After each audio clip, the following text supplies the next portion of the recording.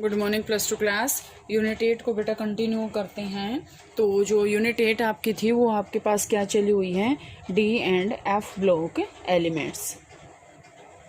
ये आपका इसमें जो है यूनिट जो है आपके यहाँ से इसका नेम है D and F block elements. और कल मैंने आपको करवाया था ट्रांजिशन एलिमेंट्स।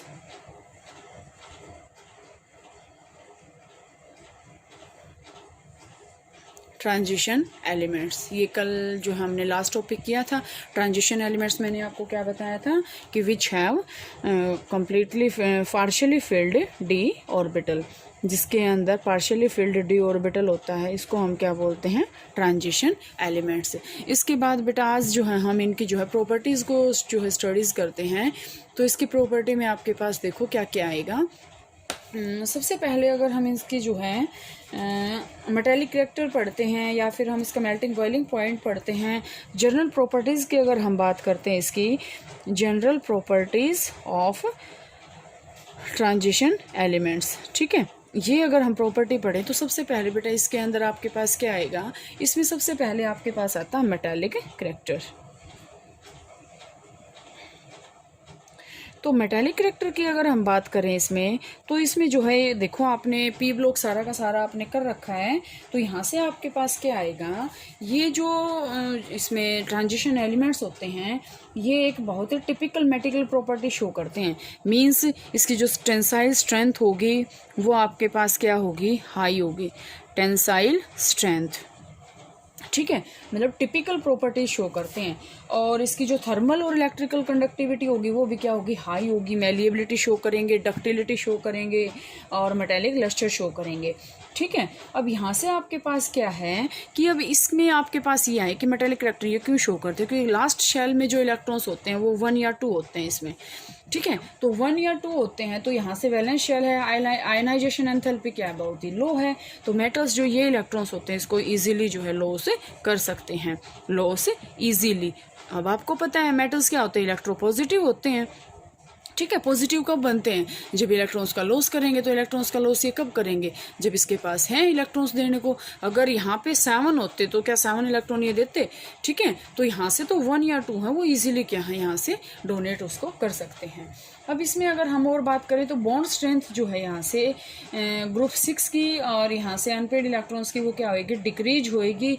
और वो किसके कारण होएगी, पेयरिंग के कारण होएगी यहाँ से, ठीक है। मीन्स यहाँ से अब यहाँ से आपके पास आएंगे जो ग्रुप आएंगे 3D series, 3D 4D 5D and 6D, ये सीरीज आएंगे अब आपके पास, ठीक है। तो आपके पास अगर हम बात करें तो number of unpaired valence electron जो है मेटालिक बॉन्ड, अब आपको पता है जितने number of valence unpaired electrons है वो उतना ही जो बॉन्ड है वो क्या बनाएंगे, स्ट्रॉन्ग बनाएंगे।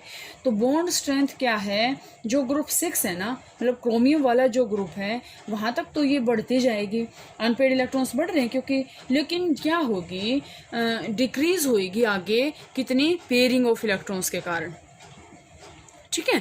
पेयरिंग ऑफ इलेक्ट्रॉन्स के कारण जो मेटालिक स्ट्रेंथ है वो कम होती जाएगी। ध्यान से समझना है इस पॉइंट को कि पेयरिंग अगर इलेक्ट्रॉन्स की होगी तो आयनाइजेशन एंथैल्पी, जैसे देखो एक तो एक इलेक्ट्रॉन है, इसको अगर हमें रिमूव करना तो हम आसानी से कर लेंगे। लेकिन अगर यहाँ पे पेयरिंग होगी तो कोई भी अगर यहाँ से पेयरिंग है तो इट मीन्स उसके बीच में क्या है, बॉन्डिंग है, strong bond of forces of attraction है। तो इसको तोड़ने के लिए हमें ज़्यादा एनर्जी देनी पड़ेगी। तो बॉन्ड स्ट्रेंथ क्या होती जाएगी, कम होती जाएगी, ठीक है।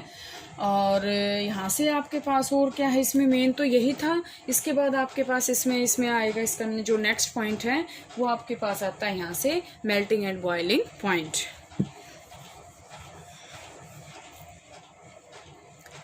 मेल्टिंग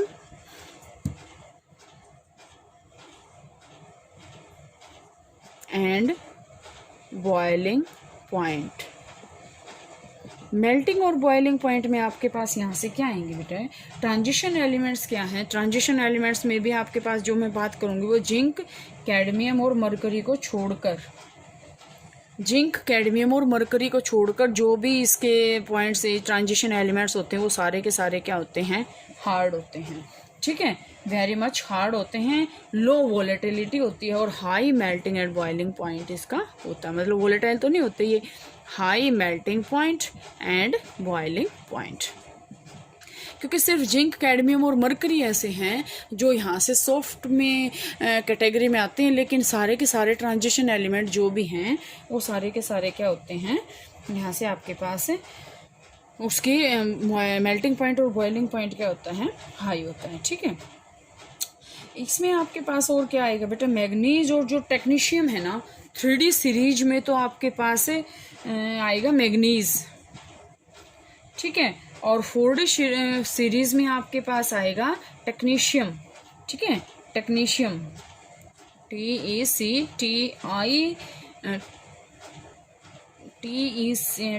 टेक्नीटियम, टेक्नीशियम ने टेक्नीटियम।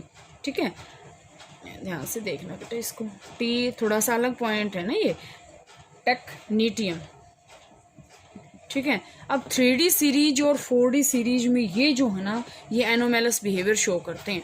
एनोमेलस का मतलब क्या होता है, जो 3D सीरीज के जो पॉइंट्स हैं वो ये जो है यहाँ से कंप्लीट ये इसके डिफरेंट शो करते हैं। और ये रीज़न क्या है, यहाँ से आपके पास ये क्वेश्चन आ सकता है कि 3D सीरीज में मैग्नीज और 4D में टेक्नीटियम ये जो है एनोमेलस बिहेवियर शो क्यों करते हैं। इसका रीज़न है बेटा, और इसका रीज़न क्या है, क्योंकि इसमें आपके पास क्या होता है, एग्जैक्टली हाफ फील्ड ऑर्बिटल होता है, एग्जैक्टली हाफ फील्ड ऑर्बिटल। और आपको ये भी पता है कि एग्जैक्टली हाफ फील्ड और फुल्ली फील्ड ऑर्बिटल क्या होते हैं, बहुत ही स्टेबल होते हैं। ठीक है, बहुत ही स्टेबल होते हैं।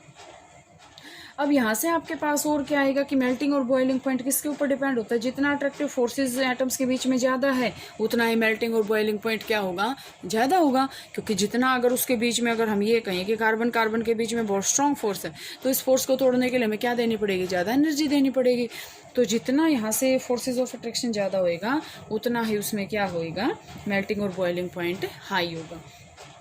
अब यहाँ से आपके पास क्या होएगा, एक और आपको मैं बात बता दूँ, पोलराइजेशन और पोलराइजेबिलिटी मैंने आपको पॉइंट्स करवाए थे। तो पोलराइजेबिलिटी और पोलराइजेशन 11th में भी मैंने आपको बताया था। तो मैंने आपको बताया था जो पोलराइजेबिलिटी होती है स्मॉल साइज किसका होता है, पॉजिटिव चार्ज जो होता है कैटायन वो होता है स्मॉल साइज, और लार्ज किसका होता है, एनायन का। तो यहाँ से स्मॉल साइज कैटायन का और लार्ज साइज अगर एनायन का होगा तो स्ट्रेंथ क्या होगी, अट्रैक्टिव फोर्स की ज़्यादा होगी। तो यहाँ से मेल्टिंग और बॉइलिंग पॉइंट पे क्या होगा, ज़्यादा होगा। ठीक है, या फिर अगर हम जर्नल में बात करें इसमें, तो अनपेड इलेक्ट्रॉन्स जितने ज़्यादा होंगे उतना ही मेटालिक बॉन्ड क्या होगा, स्ट्रॉन्ग होएगा, और उतना ही उसकी जो मेल्टिंग और बॉइलिंग पॉइंट होंगे वो क्या होंगे, हाई होंगे।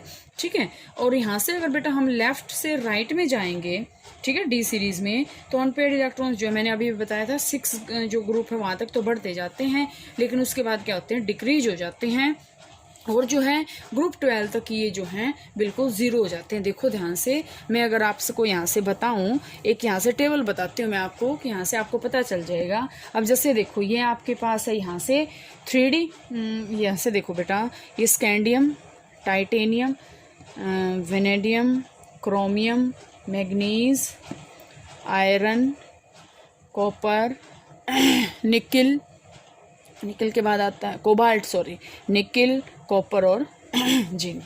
ठीक है, अब यहाँ से मैं अनपेड इलेक्ट्रॉन्स की बात करूँ, यहाँ से इसका जो है यहाँ से 3D14S2, ठीक है, 3D2 4S2, 4S2 है, 3D3, और यहाँ से 3D5 क्रोमियम का, मैग्नीज का 3D5, और आयरन का 3D6, कोबाल्ट का 3D7। ठीक है, निकिल का आपके पास आएगा 3D8, कॉपर का, कोबाल्ट का आएगा 3D7, निकिल का आएगा आपके पास 3D8, कॉपर का आएगा 3D10 और जिंक का आएगा 3D10।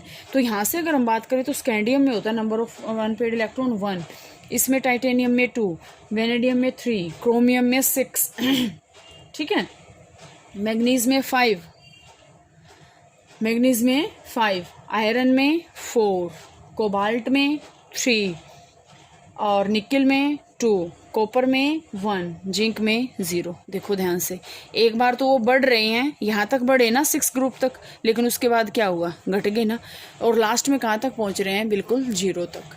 ठीक है, तो एंथैल्पी और डेंसिटी, एटॉमिक रेडिया, ये जो पॉइंट्स हैं वो कल करते हैं। यहाँ तक आपको यहाँ से समझ में आ जाना चाहिए कि अभी मैंने बताया था कि ग्रुप 6 तक क्या करेंगे, जो नंबर ऑफ अनपेड इलेक्ट्रॉन है वो इंक्रीज होते जाएंगे, लेकिन after that this will going on decreasing and after last will reach on 0। तो यहाँ तक आप कर लोगे, नेक्स्ट जो है कल करते हैं।